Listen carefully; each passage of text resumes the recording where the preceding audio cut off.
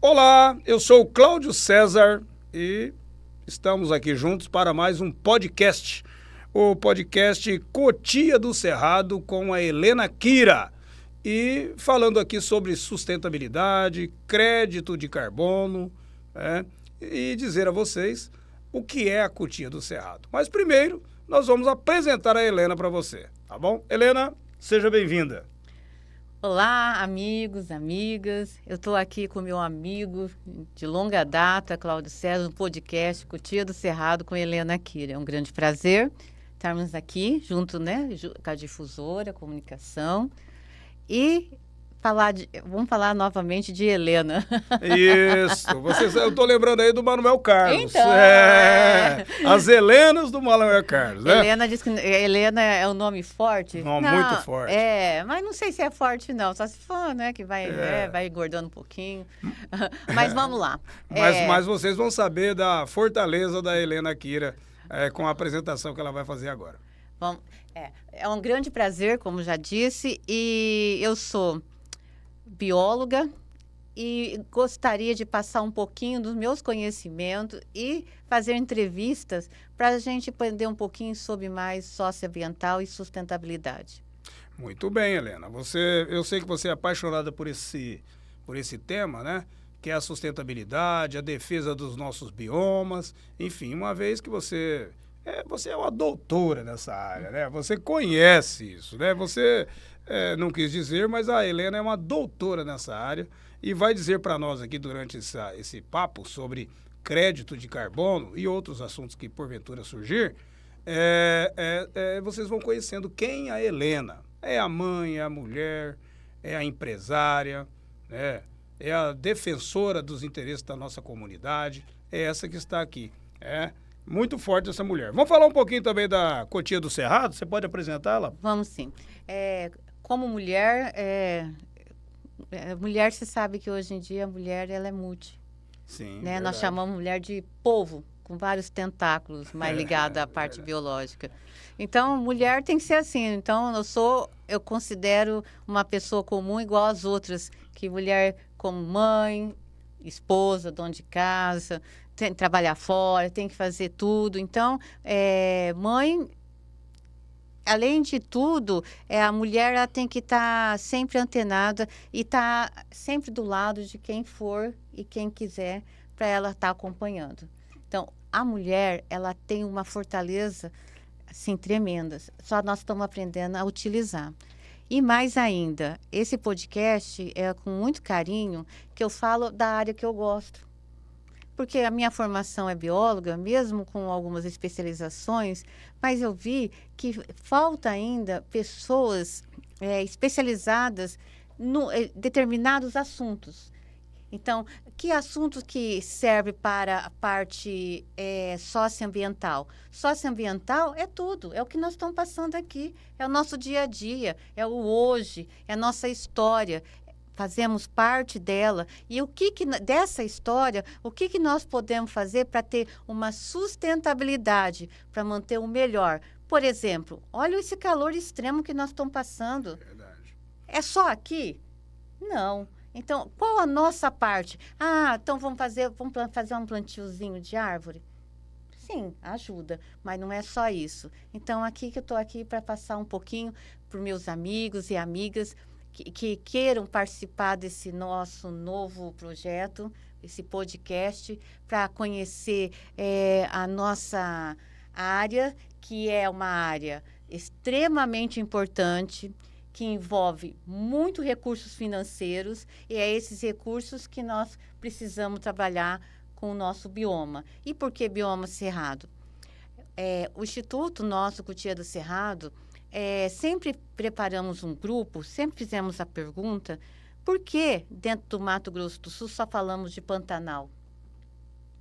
Por que o mundo inteiro, se você conversar, hoje é tudo globalizado, se perguntar do Brasil, fala da Amazônia. Por que nós somos obrigados a sustentar uma boa parte do mundo que eles estão acabando e nós temos que manter?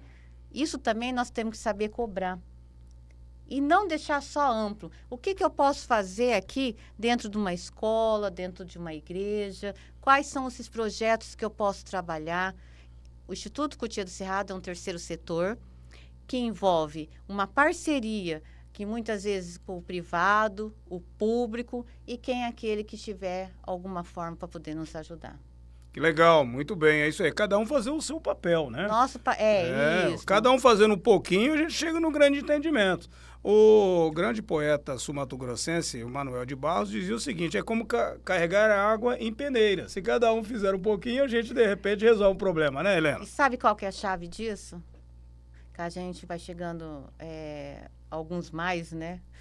Alguns mais da vida, que sozinho você não chega a lugar nenhum. Exatamente. Então, é isso, o convite é para todas as entidades, para todas as pessoas que queiram fazer, que têm o mesmo propósito de um melhor Quem quiser vir fazer parte desse grande projeto, junto com a Cotia do Cerrado, a Cotia do Cerrado está de portas abertas. A Cotia do Cerrado, na realidade, começamos há mais de 5 anos e mais ou menos 3 anos agora está tudo legalizado, tudo registrado e graças ao deputado Paulo Duarte conseguimos, né, estar a caminho da utilidade pública. Estadual, e é estadual. Então, isso vai nos ajudar muito aqui onde está a sede da Cotia do Cerrado. Que legal, que legal. Quem pode fazer parte da Cotia do Cerrado, Helena?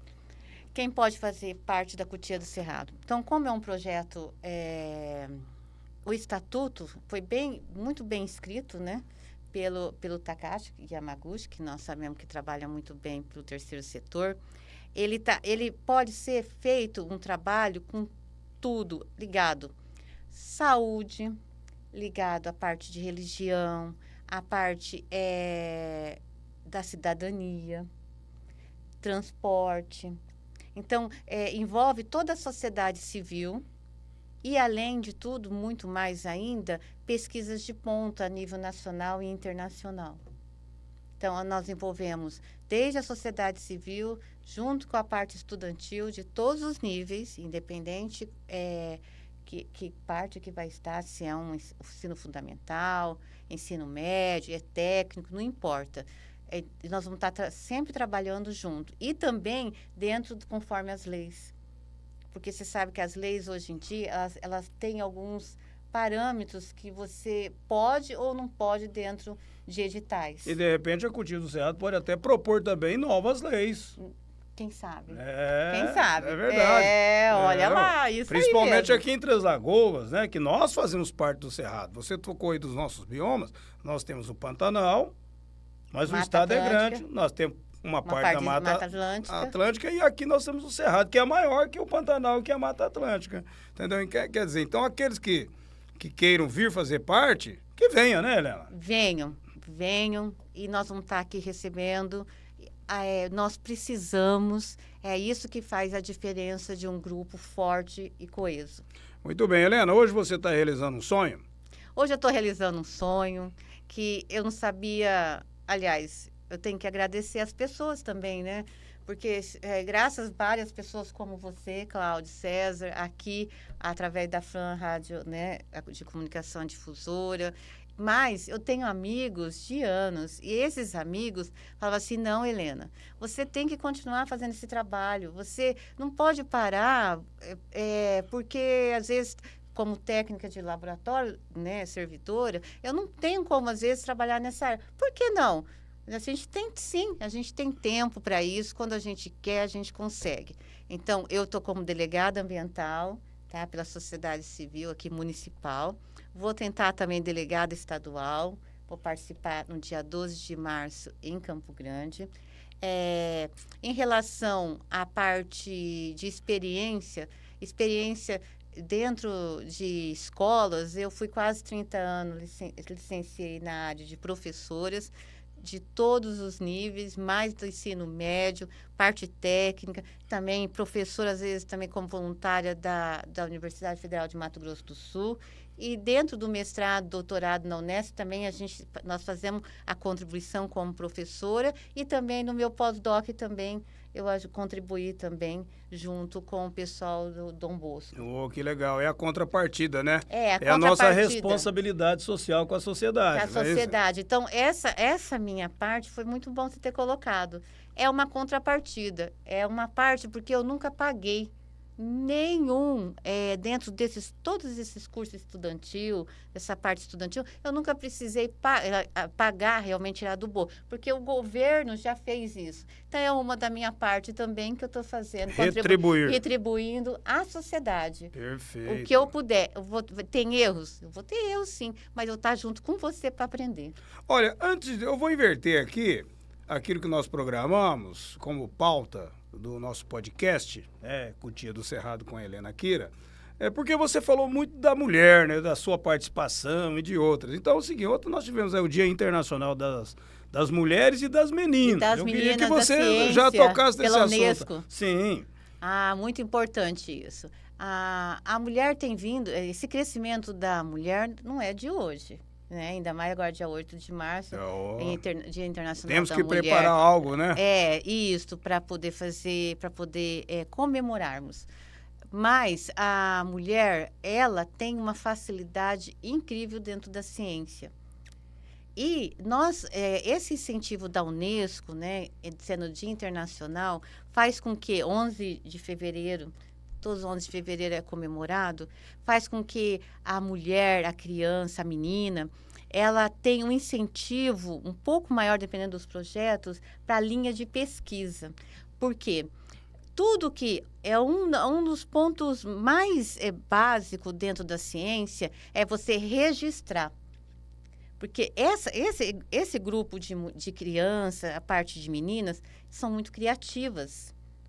Então, essa habilidade da mulher, ela tem uma habilidade diferenciada para poder fazer a pesquisa, tanto parte interno como a parte externo, mas aí incentivando mais a fazer registro.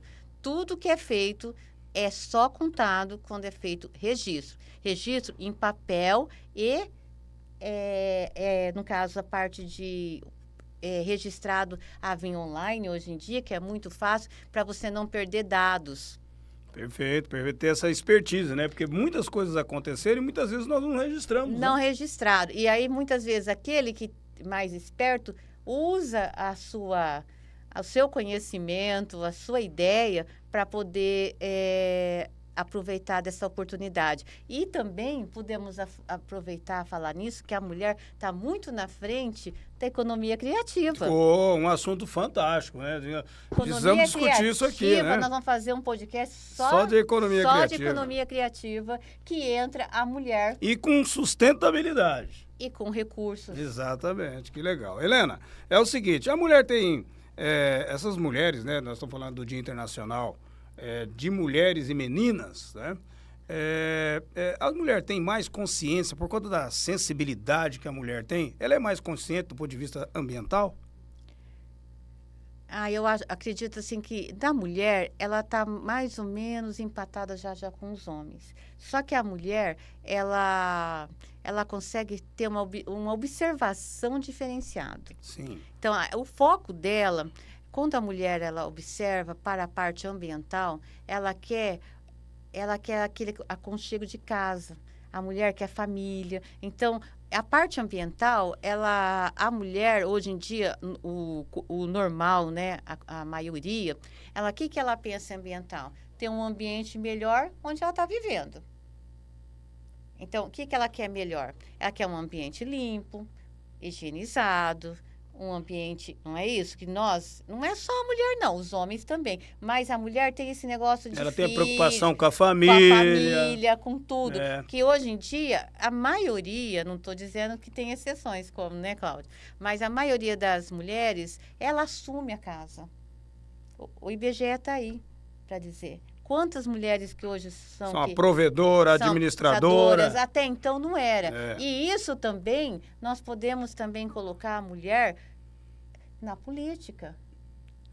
tem muito pouca participação da mulher na política, né? A mulher não participa, ela tem ideias, ela sabe. Então, por que não começar a mulher dentro do ambiental? Não é ser uma política, ela está participando da política como? Como que eu posso pedir para ser melhor a creche que está ali no meu bairro? Aquela escola. Eu precisava de uma quadra mais arborizada, mais fresca. Então, é essa diferenciação que nós precisamos fazer. Eu quero, próximo ao posto de saúde, que tenha, por exemplo, um banco que eu possa sentar e ficar melhor, esperar melhor. Então, é isso que faz a parte social, ambiental. Como que eu vou trabalhar, como que eu vou ver próximos a mim.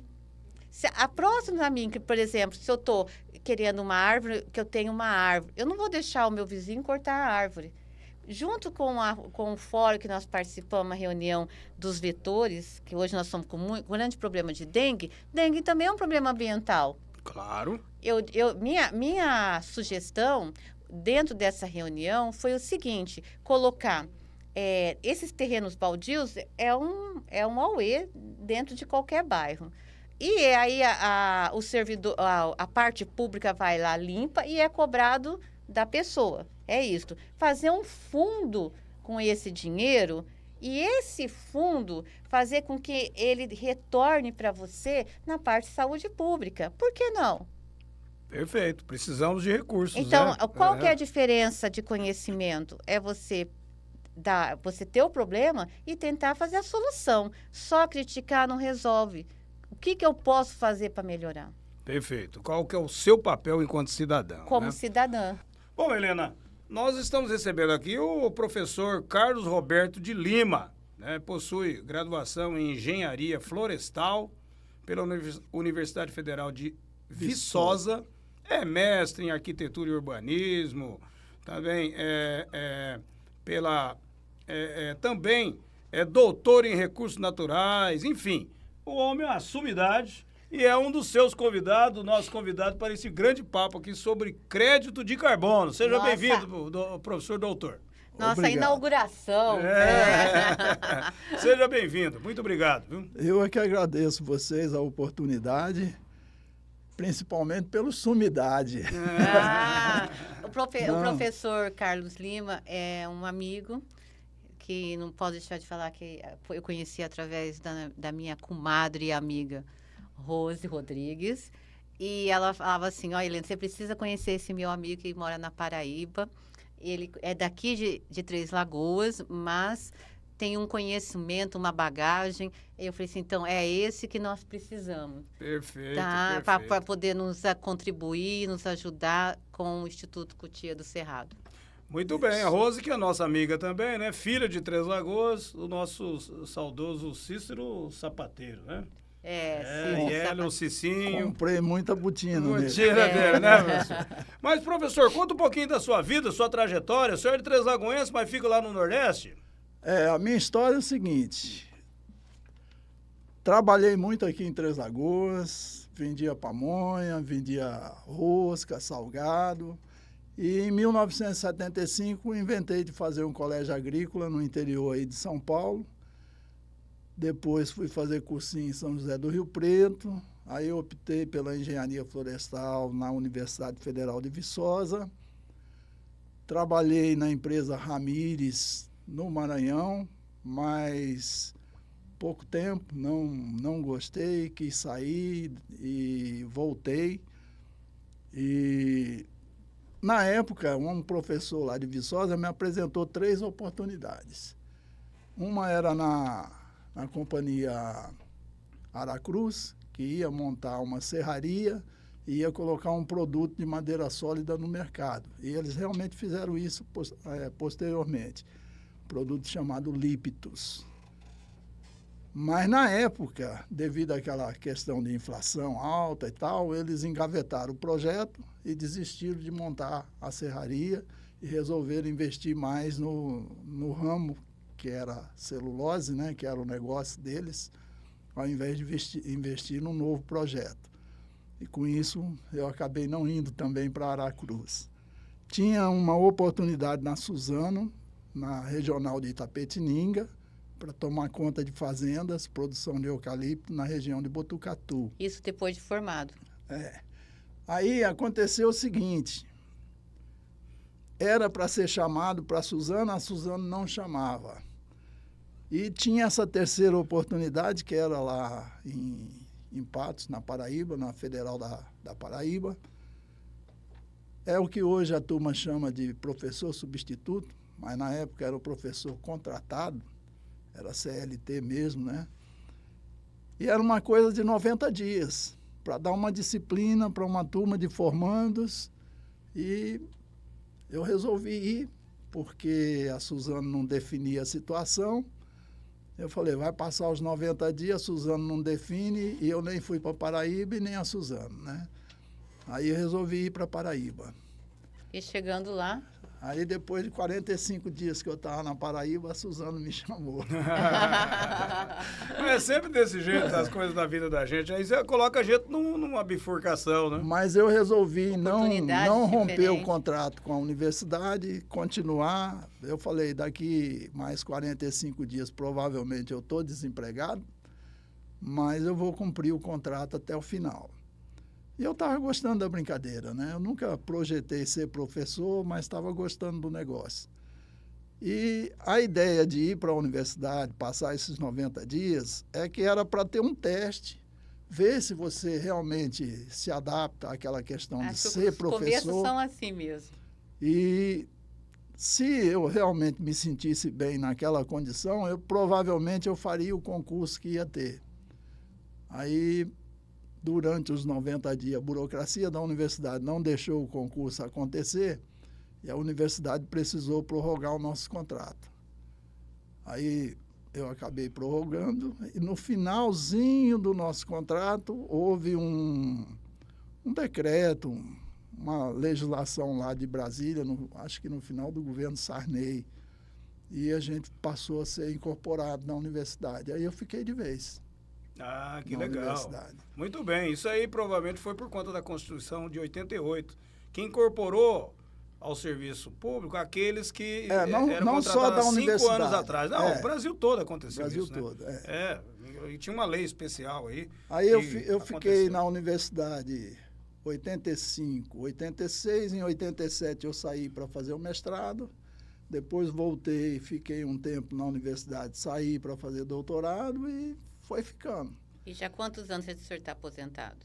Aposentado desde 2017, 7 anos, indo para o 8º. Então, mas na Paraíba, 40 anos, né? Conforme o senhor disse, 40 anos, eu cheguei lá em 85. Mas sempre está aqui na agora, em maio, vai fazer 40 anos que eu estou lá. Que legal.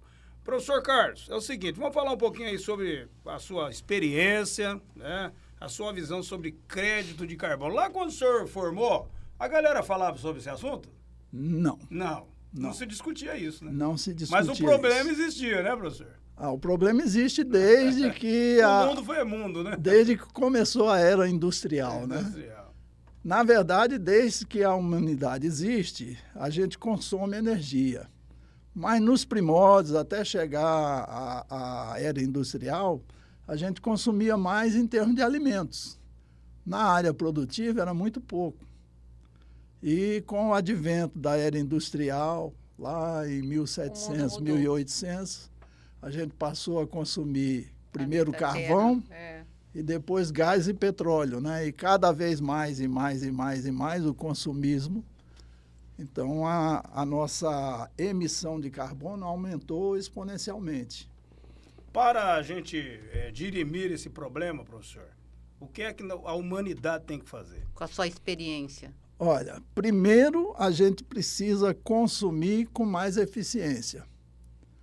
E aí você diminui o consumo. Se diminuir o consumo, diminui as emissões.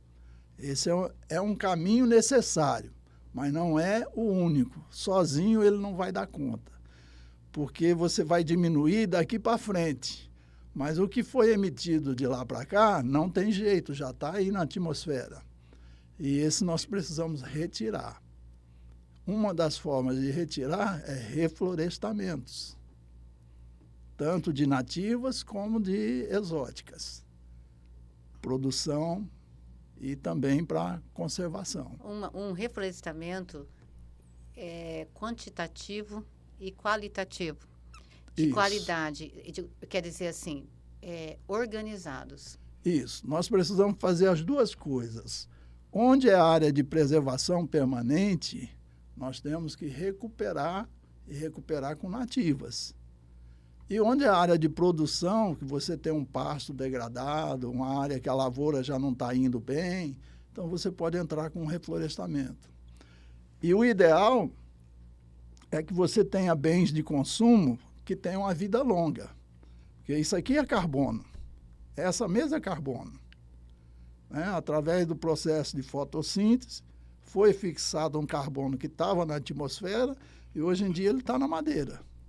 Então, enquanto você tiver essa mesa, ele está aqui preso. O dia que você desmanchar essa mesa e você fizer uma fogueirinha, o carbono é reemitido.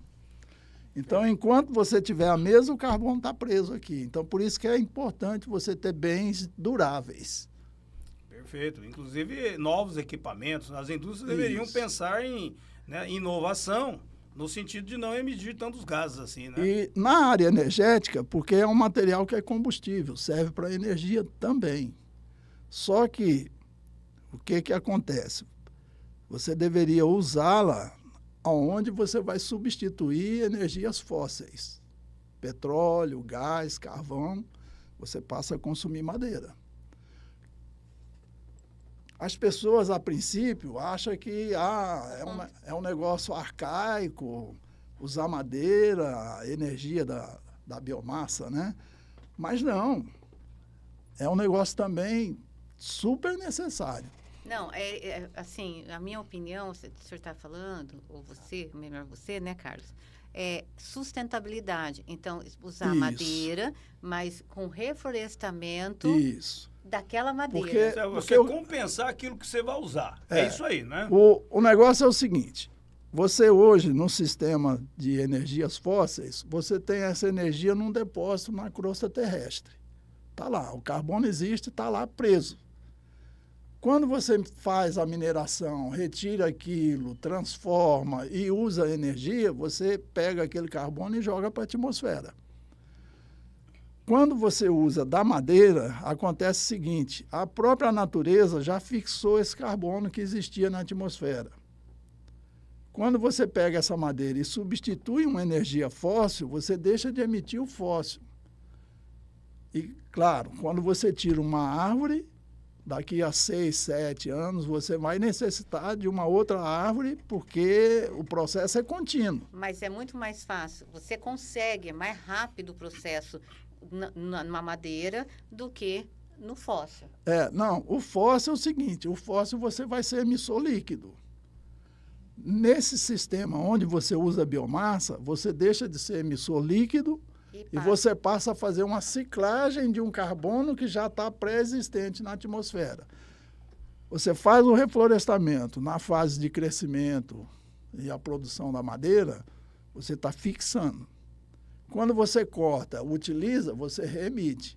Mas essa área que eu cortei, eu tenho que replantar para daqui 6, 7 anos eu ter biomassa suficiente para o meu processo. Ou até menos hoje, com algumas variedades de 4 anos, 4 anos e 8 meses. Professor, esse reflorestamento, de que espécie de árvores que nós poderíamos fazer? É árvore, por exemplo, do Cerrado, da Mata Atlântica? Como que é? Cada um dentro aí do seu bioma? Como é que fica isso? Não, infelizmente, a nossa silvicultura de nativas não andou como andou a silvicultura de exótica, a silvicultura comercial. Então, hoje, o sistema que a gente tem para a produção de eucalipto, por que essas indústrias de celulose vêm se instalar aqui? É por conta da nossa produtividade, da nossa tecnologia. Então, não existe no mundo lugar que produza madeira como a gente produz aqui. Então, rapidamente, né? A Indonésia está querendo competir, mas aqui no Brasil é mais rápido. Não, eles estão querendo competir e é da Indonésia ou de um outro país ao lado da Indonésia lá, Tailândia, alguma coisa assim, que é essa briga com a Eldorado. Não, é da Indonésia. O empresário da Paper Excelência, ele é da Indonésia. Né? E ele está nessa briga aí. Hoje mesmo Ele perdeu mais um aí pro pessoal, os irmãos. Deixa eu fazer uma pergunta como se fosse nossos amigos que às vezes não conseguem entender um pouco muito da área. Explica para nós, professor, o que é espécies exóticas e espécies nativas? Tá. Que fala muito exótico, nós sabemos, mas explica para os nossos amigos. A população não entende o que é. Nós sabemos, mas eu vejo por aí muito técnico. É verdade, né? Confundindo as coisas, né? Que escorrega. Escorrega. Que escorrega. Não quer saber muito, né?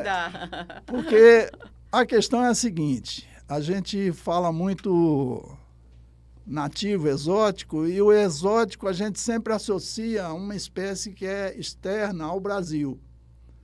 E o conceito não é bem esse. O conceito é com relação ao ecossistema. Então, a gente tem uma espécie, por aqui é conhecida como sansão do campo, que é muito usado para cerca viva em propriedades rurais, chácaras. Esse sansão do campo, ele na verdade é o sabiá. É uma planta nativa de uma região do Ceará. Ele não ocorre no Ceará todo, ele ocorre numa determinada região do Ceará. Então, ele é nativo do Ceará, não é nem do Nordeste. Então, aqui, quando você usa essa espécie para uma cerca viva, você está usando uma espécie exótica. Ela não é do Cerrado. Perfeito. Então, o que acontece? Esse conceito ele precisa mudar um pouco. Não é exótico porque é externo ao Brasil. Ele é exótico porque ele está fora do ecossistema nativo dele. Perfeito. Natural dentro do dele. próprio país tem vários biomas, várias regiões. Isso, tem plantas que existem aqui que não existem no Nordeste, como existe lá, não existia aqui, né? Tem algumas que existem nos dois. Tem as transições que se adaptam também, né? Esses dias mesmo eu estava lendo uma reportagem de um francês, esqueci o nome dele, que ele que descobriu, por exemplo, o flamboyant. O flamboyant é lá de Madagascar. Aquela ilha que tem ao lado da África, do continente africano, né? Isso. Quer dizer, espalhou o flamboyant para o mundo inteiro, né? E o flamboyant é interessante, né, para a gente que é professor, né, porque a gente associa muito a época da florada dele. Sim. E a gente diz que quando o flamboyant floresce, o estudante padece. Normalmente, a final do ano é época de provas finais. Tem que estudar um pouco mais, tem que fazer provas, tem que fazer... Por exemplo, as mangueiras, as mangas, né? Isso. As mangueiras que a gente gosta muito, se não me engano, veio da Índia, não era daqui. As mangueiras... O nome dela já indica isso, né? Mangífera índica. Então. E aí, quer dizer, ela se deu bem no Brasil, né, professor? Se deu. O coco da Bahia, que não é da Bahia. Que não é da Bahia. Voltando um pouquinho da manga, nós estamos também... junto com o Instituto Cotia do Cerrado, não sei se ainda tive oportunidade para falar com você, Carlos, nós estamos trabalhando com um seminário para o final do ano, com a parte de manga, porque você sabe que Três Lagoas, o que mais tem é manga, em termos de frutíferas. Manga, goiaba e caju. Então, é considerado uma planta exótica? Se você for considerar a origem da mangueira, sim. Principalmente porque é de fora do país, né? E essa, assim, você viu que ela se adaptou muito bem aqui ao nosso bioma cerrado. Outra também que é exótica e se adapta muito bem é a jaca. Jaca também não era do Brasil. Não. O abacate também não é do Brasil, né? O abacate eu não tenho certeza. Então, mas parece que é lá da região do México. Da América, eu não então sei tem do muitas abacate. Plantas, né? O eucalipto é exótico, professor? É exótico, do Brasil é. Do Brasil é. Mas que está fazendo bem aí para muitas regiões, inclusive a nossa, né? A gente, até brincando um pouquinho com ela, o eucalipto, a gente fala assim, o eucalipto, mas ele não é único. Nós temos cerca de 700 espécies de eucalipto. Então, eu costumo dizer assim, quando você bota os eucaliptos, é como se fosse um caminhão de japonês. Você não sabe distinguir quem é quem. É tudo japonês, mas tem um RG, um CPF diferente. É por isso que nós precisamos trabalhar com a qualidade, a genética de qualidade, para ver qual que é a melhor variedade. Mas dessas 700, cerca de 40, 50 são usadas comercialmente no Brasil. E depois que a gente começou com esse plantio clonal, Aí já diminuiu o número de espécies e aumentou o número de clones. Sim. Que aí nós não podemos também perder a selvagem, né? A parte. Não porque pode. um dos grandes problemas de fazer clones e trocar é igual é o feijão, a história do feijão. Nós vamos fazendo várias clonagens, variedades, e não sabemos qual que é o selvagem. Por isso que os pesquisadores estão voltando novamente lá para a base, que é extremamente importante, para saber da onde surgiu essas variedades que já se perderam. Porque quando nós trabalhamos muito com essa parte, chega uma certa período que vão mudando os genes. Então, você vai perdendo a qualidade daquele que você já fez. Bom, muito bem. Nós já temos clone aí, ser humano, né? E se continuar nessa linha que a Helena está falando ainda, que um dia aparece o ser humano verdadeiro, né? Sem querer. Sem querer. Mas, olha, professor Carlos, é uma alegria receber aqui nosso primeiro podcast. Já recebeu uma pessoa tão importante que o senhor conhece. Tão iluminado. E muito obrigado pela sua participação. E eu espero que o senhor venha mais vezes aqui no nosso podcast. Aliás, o podcast é da Helena, tá? Curtido do Cerrado da Helena. Mas eu só sou um participante. A gente pode até fazer o seguinte, quando eu não puder estar presencialmente, a gente pode fazer de uma videoconferência. Sim, claro. Tá vendo? Eu sempre Temos digo, condições de fazer Carlos isso, sim. e Cláudio, sempre digo, nós não precisamos ser rainha, rei, nada, só ter amigos. É verdade. Diz que quem tem amigo não morre pagão, né, professor? Não morre. Na época que eu saí do Maranhão, que eu saí da Ramires, não tinha celular, não tinha internet. Não tinha tanta tecnologia. Eu estava tinha um tal de telefax, uma coisa assim, telefax. Era aquela época ainda. Eu estou falando de meados da década de 80. Aí é o seguinte, você não tem como se comunicar como tem hoje, né? Hoje é muito fácil, né? Workshop. A comunicação hoje é na palma da mão, né, professor? Mas é o tal negócio. Quando você tem amizade, quando você tem conhecimento com determinadas pessoas, eu cheguei em Viçosa, já me apareceu 3 oportunidades. Um professor meu me colocou 3 oportunidades. Mas também é porque o hoje senhor você não precisa. Hoje você não precisa sair do Maranhão e ir para Minas Gerais para chegar em 3 oportunidades. Elas chegam na tua mão. É verdade. Você escolhe na tua mão. Mas isso é a qualidade do profissional. A pessoa correu atrás, analisou. Mas eu quero fazer uma pergunta ainda, se tiver tempo. Sim, tá? pode fazer. Com a sua experiência, o que você vê para a nossa região aqui, que faz parte do bioma cerrado, para poder fazer uma evolução em relação à sustentabilidade? Olha, uma coisa que a gente precisa muito é que a gente tem uma legislação que diz que nós podemos eliminar 80% e deixar 20%. Claro, às vezes você tem uma área de preservação permanente, um topo de morro, que não tem muito por aqui, e que são áreas de preservação permanente, você obrigatoriamente tem que deixar, né? Mas, normalmente, o pessoal pega os 80% e acaba com tudo. E essa filosofia de acabar com esses 80%, ela é que tem que acabar. Então, mas não e fica não os 80%. Como você percebe assim que para a pessoa que tem isso, que tem essa área, que tem essa fazenda, o que for, não é muito mais barato ela pagar a multa do que ela deixar essa não, reserva? Se você pensar em dinheiro, tudo bem. Mas se você pensar nos prejuízos, você pensar nos prejuízos socioambientais, porque ele é dono da área, mas ele não é dono do ambiente. Por que então ele não vende e ele essa depauperando área do Estado? Deixa eu mostrar uma coisa para você. Como é que você pode associar energia, florestas e água? Com o ecossistema. Como que um ajuda o outro, participa do outro. Isso.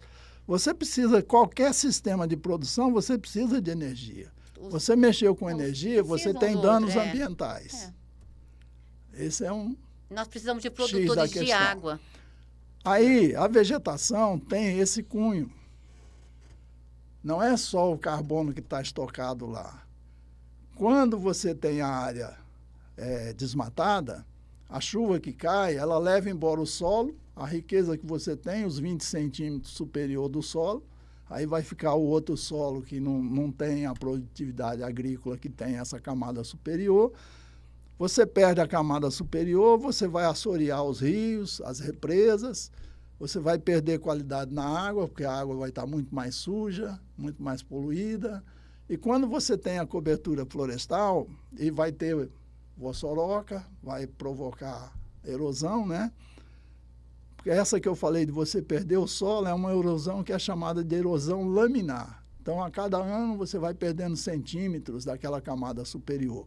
Essa outra erosão que eu estou falando é aquela que cria aquelas vossorocas. Né? Nós temos aqui na região de Nova Andradina, muito, né, Lídia? Tem algumas regiões aí, tem muitas, aqui no Mato Grosso do Sul mesmo, tem muitas terras degradadas aí. Ela é muito mais problemática. Então, quando você tem a vegetação, seja ela nativa ou seja ela plantada, você tem uma cobertura florestal, essa chuva que cai, ela vai atingir o solo, provocando menor impacto, não vai desagregar o solo, e ela vai ter tempo, tá pegando a copa, escorrendo nos galhos, no caule, para chegar no chão, e ela tem uma velocidade que ela permite ela infiltrar, em vez dela escorrer. Então ela penetra no solo, ela não corre no solo. E ela vai alimentar os lençóis freáticos. Mas de uma outra forma, né? De uma outra forma, não assoreando rios, mas aí a água chega lá no lençol freático de uma forma diferente. Né? Então, é mais lento, né? Então você pode ter a biomassa para fins energéticos, você tem a cobertura florestal que causa, né, garante esses serviços ambientais aí, que tem essa relação com chuva, que tem a diminuição de erosão, que tem a diminuição de assoreamento dos corpos d'água e que vai permitir você ter mais água e água de melhor qualidade naquela bacia que você recuperou a cobertura florestal. Então, essas três coisas, elas precisam andar juntas. Esse negócio de você posso, mas não devo acabar com os 80% que a lei me permite. É verdade, é verdade. Aliás, deveria até aumentar, então, né, isso aí, né? Eu posso até receber algum incentivo, alguma coisa de imposto pelos serviços ambientais que a minha área está prestando. Prestando para aquele local, para aquele estado, aquele país. Isso já é prática nos Estados Unidos, no Canadá, em alguns locais eu preservo e eu ganho por preservar. Isso. O pessoal que recebe água em Nova York está pagando 2 ou 3 estados lá próximo de onde vem as águas que abastecem Nova York. Carlos, isso seria uma das sugestões aqui do bioma cerrado? Nós devemos fazer isso, porque a gente tem muito pasto degradado. O que a empresa de eucalipto está fazendo, as empresas de celulose estão fazendo, com a essência exótica, nós podemos e devemos fazer no restante das áreas que não serviriam para eles, né, ou que são de preservação permanente, que está degradado e a gente tem que recuperar com nativas do Cerrado. Professor, muito obrigado pela sua presença aqui no podcast Curtindo o Cerrado, da Helena Kira. Eu que agradeço. Meu amigo Cláudio César. Agradeço a Helena, agradeço ao Cláudio, a oportunidade, e sempre que... Como sempre dizia o Jô, né? Se foi bom para vocês, vamos fazer de novo. Oh, perfeito. Helena Kira hoje já comprou um champanhe, vai brindar com o Luiz Akira à noite, antes do jantar. Vocês estão convidados. Por esse grande momento que nós passamos aqui. De carambola. De carambola. Sempre tem um porquê. Não, aquele pé de carambola tem cada história, hein? Ixi, aquele lá dá para fazer um livro. Exatamente. Muito obrigado, Helena. Eu agradeço mais uma vez. Carlos. Agradeço ao professor. Obrigado a vocês também pela oportunidade. Obrigada, Cláudio. Obrigada aqui na parte da difusora, né, da parte de comunicação, esse podcast. E nós estamos aí. Espero que vocês tenham gostado. É um prazer estar aqui com vocês e sempre juntos. É isso aí.